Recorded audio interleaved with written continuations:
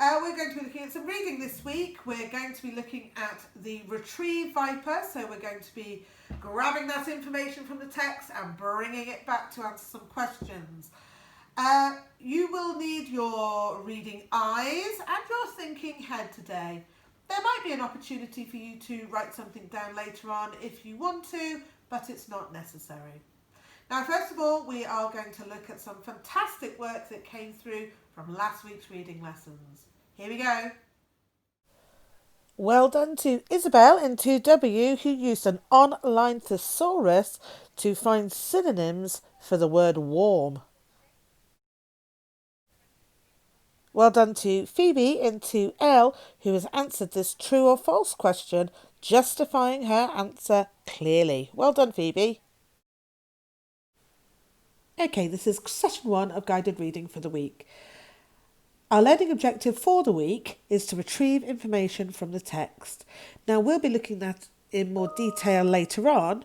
Today's session, we're going to focus on introducing the text and then looking at some of the vocabulary and having a bit of think about some of the things we've read about. Let's get started. Right, let's have a starter task first. Look at this picture. Who would use these items? We're going to be using the infer viper and the predict viper, looking at those clues and making a prediction about who might use these items. Pause the video now and have a little think. Welcome back. Any ideas? Would it help you if I told you that they were snowshoes, a dog sled, and a compass and map? I think explorers might use these items. What about you? Now, before we look at the text, we're just going to look at some explorers. These are the explorers we shared with you in our class Zoom meetings last week. We have Polo, Roald Amundsen, Ernest Shackleton, and Ellen MacArthur.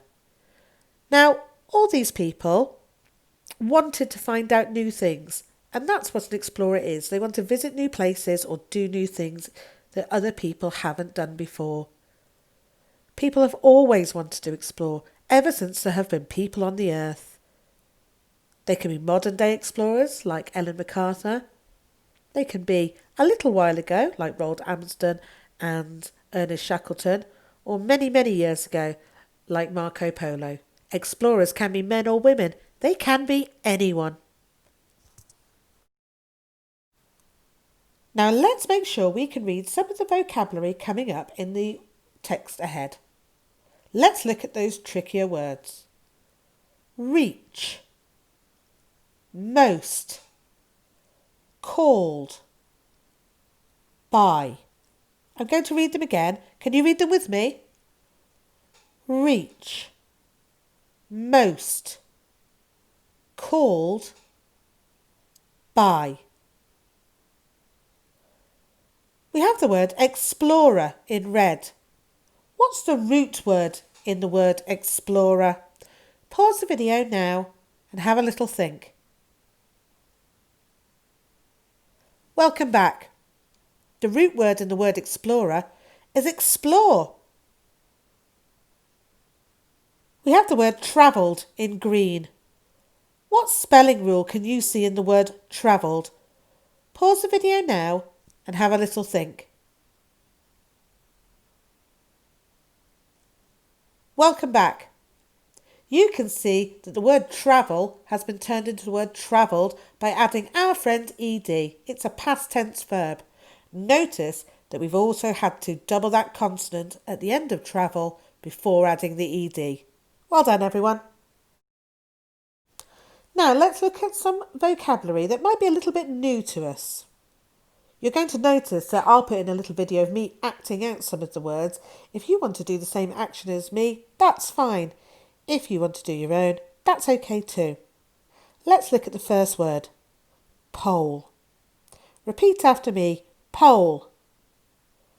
Pole. Pole. Pole. How many syllables are in the word pole? Clap it out with me. Pole. There's only one syllable. in that word. Now, pole can mean lots of things. A pole can be something you climb up. A pole can be something that's stuck in the garden, maybe holding up some plants. But we know that we're thinking about explorers. And if we think about Tom in The Great Explorer, he went to find his dad in the North Pole. We know that the poles are at the top and bottom of the world.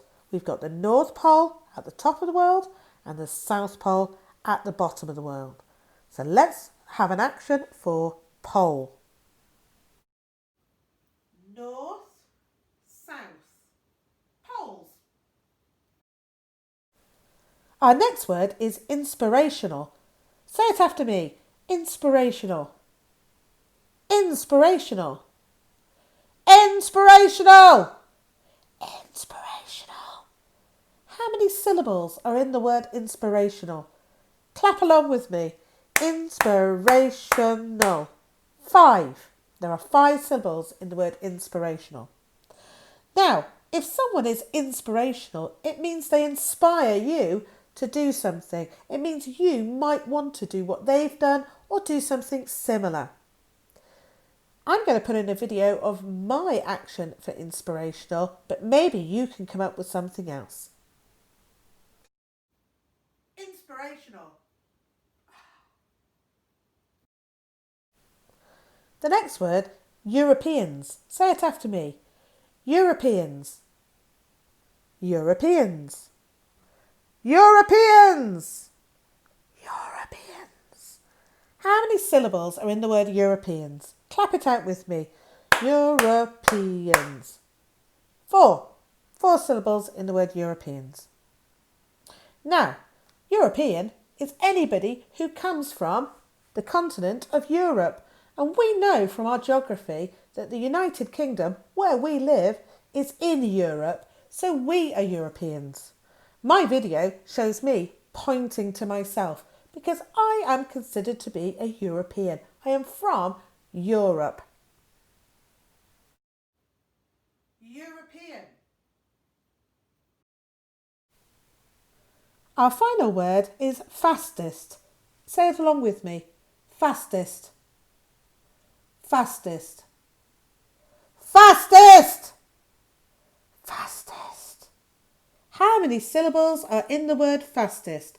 Let's clap it out together. Fastest. 2. 2 syllables in the word fastest. Now, if you're the fastest, nobody else is faster than you.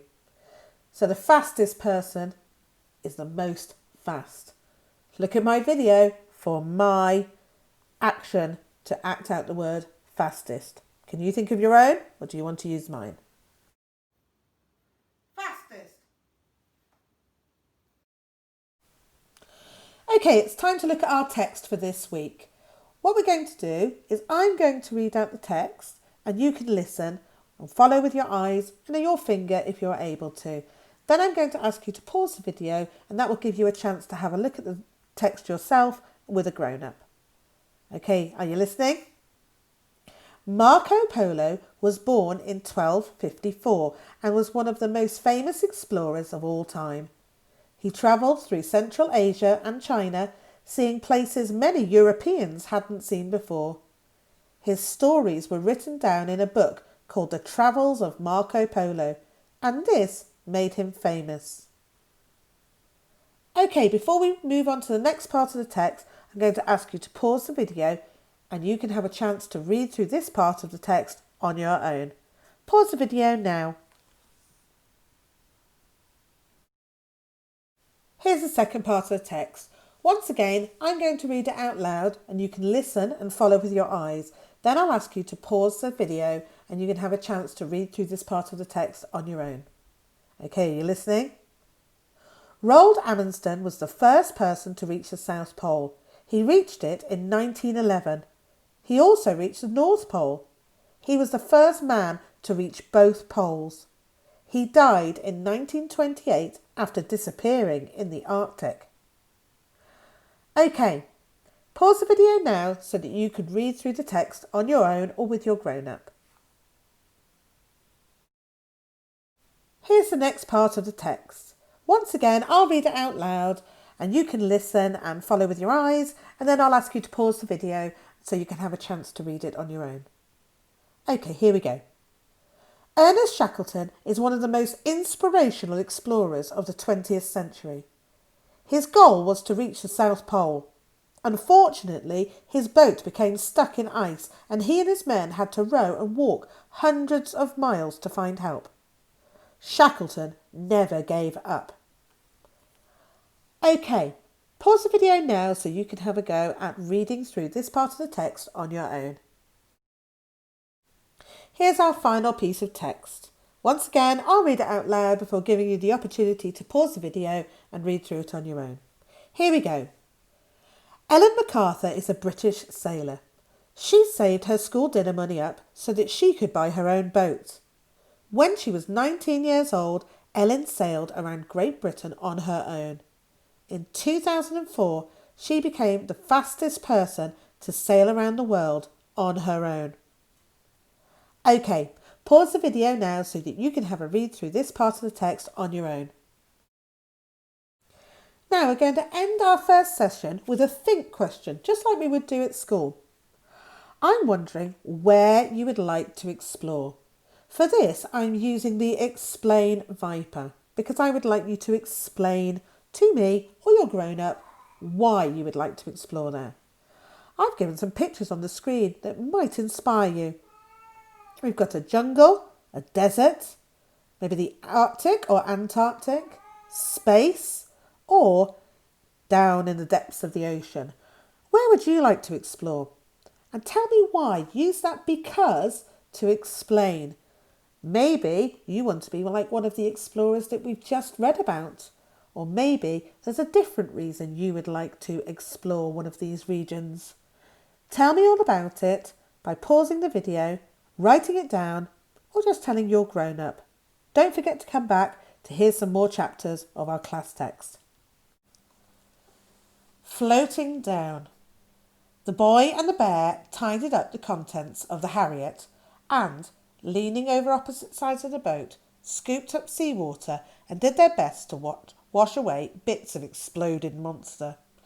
They were happy and relieved to be alive, and they laughed and joked easily as if their recent ordeal had forged between them a strong, deep friendship. This lasted about 5 minutes. You know, it was nice of you, but there was no need to interfere like that, said the bear. Defence of the vessel from sea monsters is really the captain's job, and I had the situation completely under control. Under control, said the boy. Yes, of course, said the bear. Under control from inside that thing's mouth. Yes, said the bear. So what exactly was your plan to escape? Said the boy. Oh, I didn't have a plan, said the bear. I never have a plan. No point having a plan when you're a sea captain. When you're dealing with the sea, you have to be able to adapt at a moment's notice. You have to deal with each situation as it arises. There's no point moaning about it. You just say, here is where we are. What do we do now? My dad taught me that. He was a sea captain too, you see. The bear looked off to the horizon, or perhaps to somewhere beyond it. Probably still is, said the bear, wherever he's got to. The boy sighed. So what would you have done, without a plan, to get free? He said. I don't know. I was about to have a brilliant idea, but I was interrupted, said the bear. Oh, said the boy, reaching down the neck of his t-shirt to extract a globule of pink blubber. Another of your brilliant ideas. He tossed the bit of monster into the water. Yes, said the bear. Only your last brilliant idea started with us having a fish to eat and ended with us not having a fish to eat. Not to mention the nearly getting killed bit in the middle. Well, said the bear, there's nothing wrong with nearly getting killed, Actually getting killed, now that would be annoying, but nearly getting killed is fine. I do it all the time and it's never done me any harm. Is that meant to make me feel better? Yes, said the bear. The boy's stomach interrupted with a loud grumble. Well, it doesn't. A nice big fish to eat might make me feel better, but we don't have one of those anymore thanks to you. We can catch another fish, said the bear. No, we can't, said the boy. The fishing rod's gone. It must have fallen out when the gigantic sea monster was playing pat a cake with the boat. Oh, said the bear. He looked a little concerned. But we've still got the stove, haven't we? Yes, said the boy. But why do you care when we've got nothing to cook on it? Well, it's almost 4, said the bear. I can't believe, said the boy, that you're worrying about tea. The boy realised he was speaking quite loudly now, not shouting exactly, but not far off, and he had climbed onto the central seat so that his face was almost on the same level as the bear's, and he was poking a finger into the bear's fur for emphasis. Actually, he thought, that's probably not a good idea. I should stop poking the bear. Don't poke me, said the bear. I'll poke you if I want to, said the boy. He poked the bear again, hard in the ribs. I really wish I wasn't doing that, he thought. I won't warn you again, said the bear. You can't tell me what to do, the boy heard himself say. He watched his finger jabbing into the bear and wondered why it wouldn't stop. I'm the captain, said the bear. I can order you to stop. Ha! said the boy. Some captain you are. Days at sea with no sign of land, no food, no idea where we are. We are not lost, shouted the bear. And your stupid hat doesn't even fit properly, said the boy. His finger, like something that was no longer a part of him, stopped poking the bear and shot up as if to knock the hat from the bear's head. It didn't get there. The bear's paw grabbed his wrist and held it still with an uncomfortably firm grip. Don't you ever, growled the bear, touch the captain's hat. He stared angrily into the boy's eyes. The boy stared angrily back. He didn't want to, but somehow he couldn't stop himself. I should apologise, thought the boy. If I say the wrong thing now, he might actually break my hand off. I should apologise. I'll apologise. You're the worst captain ever, said the boy. Oh, that wasn't meant to happen, thought the boy. That wasn't meant to happen at all. The boy found he was gazing off into the distance. He gulped and looked back to the bear, expecting to meet a terrifying stare. But instead, he found that the bear was looking up into the air between them. Something small and blue and fuzzy was there, falling slowly down. The boy lifted his head and focused on it, his eyes twitching as they followed its movements. It was a feather. It rocked and turned and twirled and danced as it fell, and the boy, hypnotised, slowly lowered his head as he followed its descent. It came to a stop on the tip of the bear's nose. The boy and the bear stared hard at the feather, the bear almost cross-eyed. They stared and they said nothing. They hadn't seen a bird in days. They stared at the feather. Then they stared at each other. Then they stared at the feather again. It was a beautiful thing, rich blue in colour, shiny and perfect, with a gentle curl to it. It sat on the bear's nose, basking in the afternoon light. Then the bear sneezed, waking them both from their trance and shooting the feather back up into the air. They followed it with their eyes, and then both looked beyond it, searching the sky. A feather, said the boy. From a bird, said the bear. Do you see it? Said the boy. No, said the bear.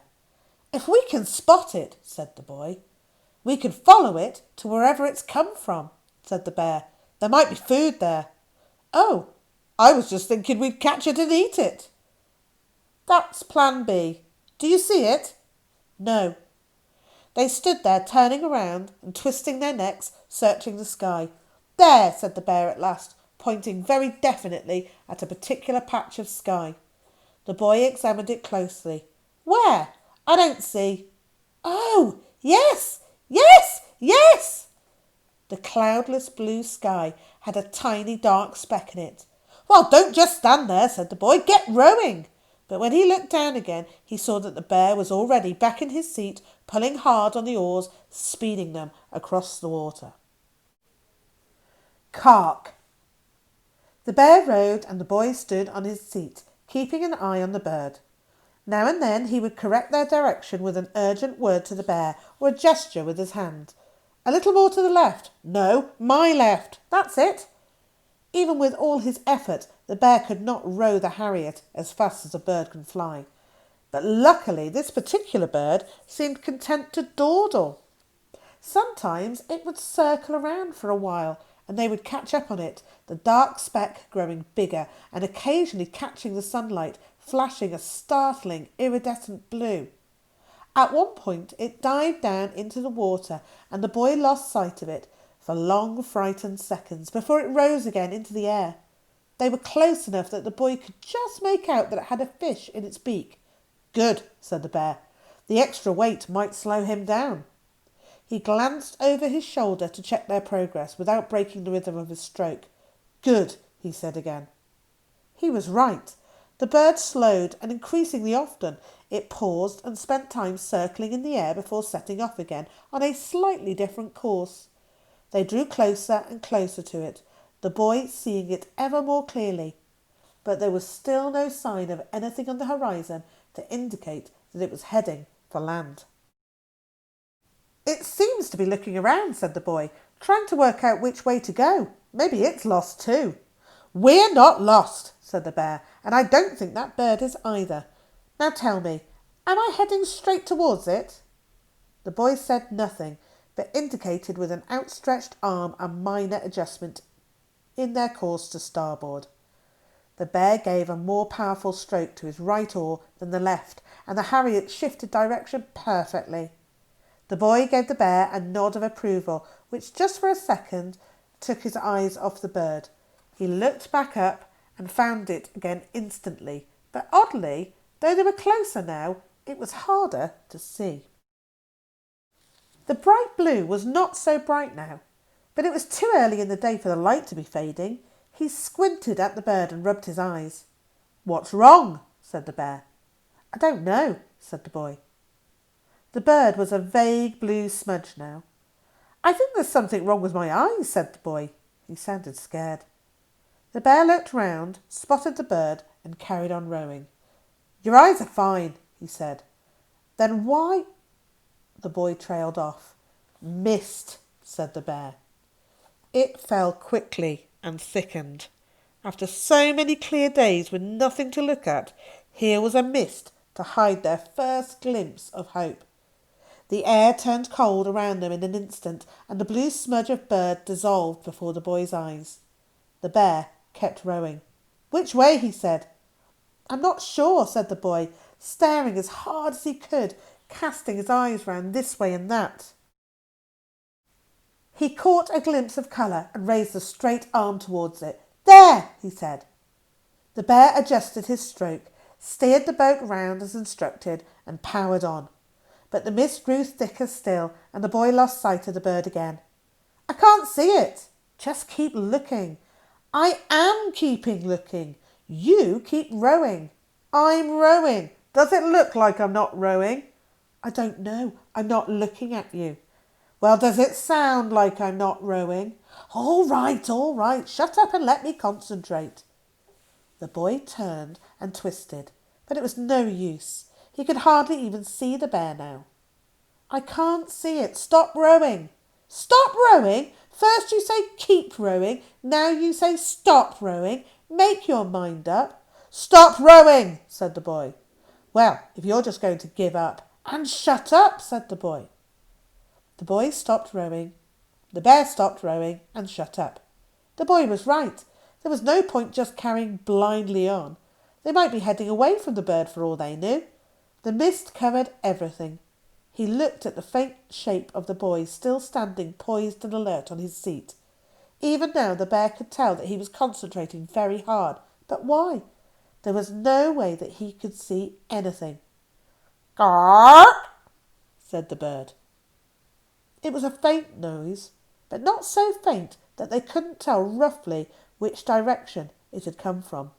The bear set off again. They went on, neither saying a word. "Gark!" "That's close," said the boy, "and straight ahead." "Straight ahead it is," said the bear. The boy couldn't see anything now, but he could feel how fast they were going. The bear was sending them along at a tremendous pace.